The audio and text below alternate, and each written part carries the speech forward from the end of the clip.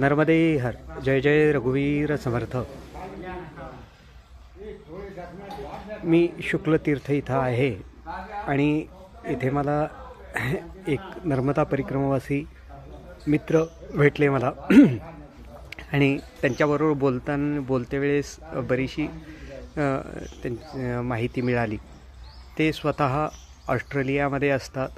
इथले बडोदाचे आहेत, गुजरातमधील आहेत, पण बऱ्याच वर्षापासून ऑस्ट्रेलियामध्ये असतात आणि ते परिक्रमा करतायत, परिक्रमेमध्ये आहेत.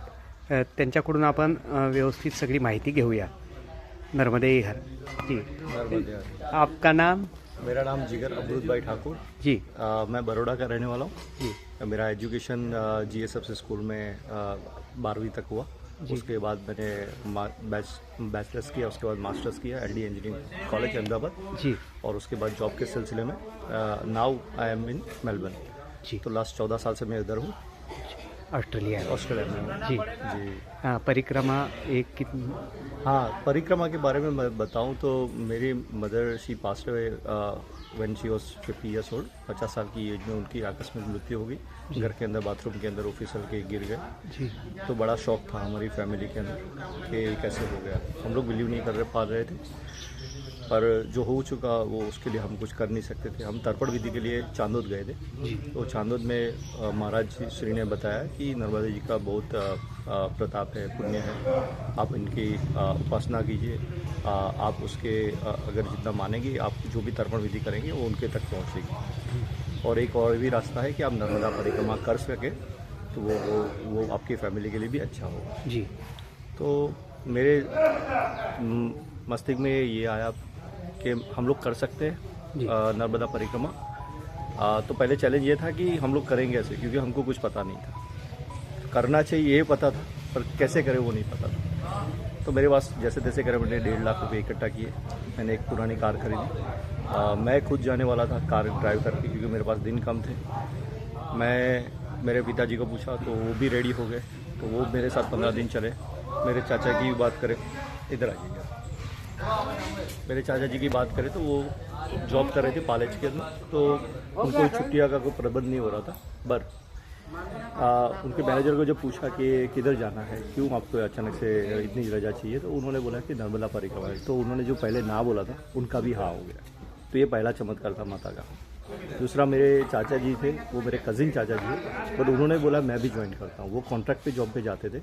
उन्होंने कॉन्ट्रैक्ट की जॉब छोड़ दी और हमारे साथ वो कार के अंदर आ गए. और हमको कुछ पता नहीं था किधर से स्टार्ट करना, पर हम लोग को पता था कि दहेज के पास कोई जगह पे होता है. तो आजू बाजू के 3 गाँव में तपास करके फिर हमने मीठी तलाई से नर्मदा परिक्रमा शुरू की.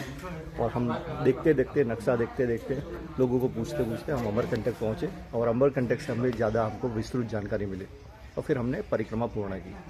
तो ये हमारी पहली परिक्रमा पूर्ण हुई 2014 में. जी. अभी मैं फिर से कर रहा हूँ. मेरी माता जी को 10वीं पुण्यतिथि कंप्लीट होने के बाद मैं 15 दिन के लिए मैं वॉक कर रहा हूँ along the reverse of Narmada. तो यही है कि मैं मैया के लिए जो भी कर सकूँ, चलते हुए, उनके गुणगान गाते हुए, या मेरे जो एक्सपीरियंस है वो मैं लोगों से सीखते हुए या शेयर करते हुए, क्योंकि मेरी श्रद्धा बढ़ गई है. जी. ये परिक्रमा करने के बाद मेरी श्रद्धा बढ़ गई है. अब क्वेश्चन आपका ये भी था कि क्यों करनी चाहिए. जी. मुझे तो पता नहीं था, पर जब मैंने की वो 13 दिन के बाद, वो पहले जो 13 दिन थे इट वॉज वेरी टफ. जी. फैमिली को पता नहीं चल रहा था कि ये कैसे रिएक्ट करे, क्या कैसे हो गया ये सब. जी.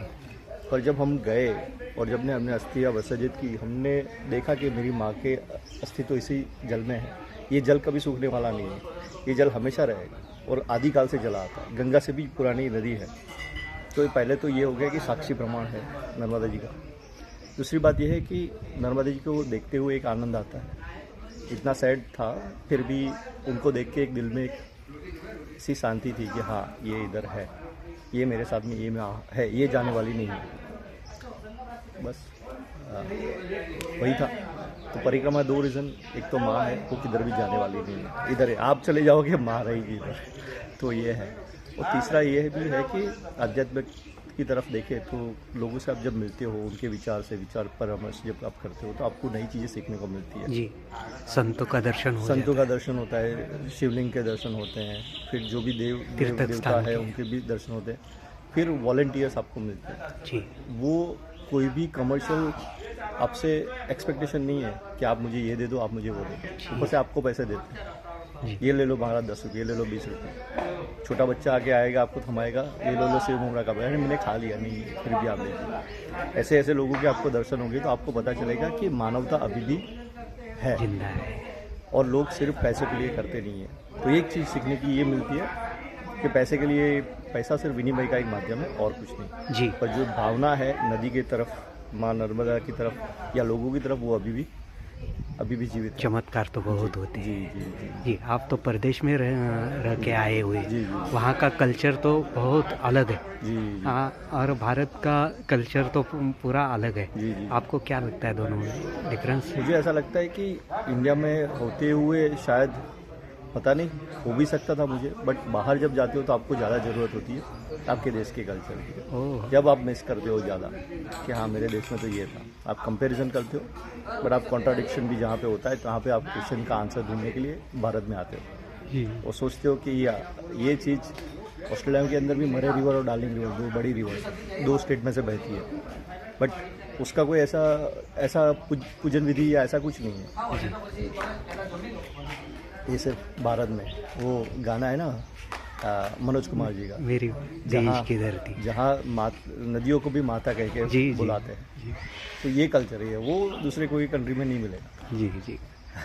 तो ये चीज़ इधर ही मिलेगी। भारत तो त्याग की भूमि है, भारत त्याग की संस्कृति की भूमि है। जी जी जी जी, बहुत अच्छा लगा आपको मिलके, आपसे बातचीत करके। आपण पाहिलं की खूप काही शिक्षण शिकलेले आहेत आणि आईच्या प्रेमाखातीर, आईवर अत्यंत प्रेम, अत्यंत श्रद्धा असणारे आहेत। आईला मुक्ती मिळावी यासाठी हा तरुण ऑस्ट्रेलियातून इथं येऊन परिक्रमा करतोय आणि आईला मुक्ती मिळावी। आणि आई गेली तर आता मैया आहेच ना, म्हणजे मैयाच्या रूपाने आई आहे अशी त्यांची श्रद्धा आहे। आणि खूप काही शिकण्यासारखं आहे की शिक्षण शिकल्यानंतर आपली काही संस्कृती आणि आपला धर्म सोडायचा नसतो। शिक्षण हा वेगळा विषय आहे, आपलं करिअर आहे, ते आपल्या जीवनाचं जगण्याचं एक माध्यम आहे ते। पण शिक्षण आणि आपली संस्कृती फार वेगळी आहे। संस्कृतीचं जतन हे प्रत्येक तरुणाने केलंच पाहिजे आणि श्रद्धेने केलं पाहिजे, धर्माचं पालन केलं पाहिजे। हे यांच्याकडून शिकण्यासारखं आहे, या तरुणांकडून शिकण्यासारखं आहे। ऑस्ट्रेलियामध्ये गेली 14-15 वर्ष राहूनसुद्धा ते आपल्या भारतीय संस्कृतीचं जतन करत आहे। त्यांना मैयाची त्यांच्यावर कृपा हो अशी प्रार्थना करूया। नर्मदे हर चॅनलला सबस्क्राईब करा, व्हिडिओ बघा, पुढे पाठवा आणि पुढचा व्हिडिओ नक्की पहा। जय जय रघुवीर समर्थ।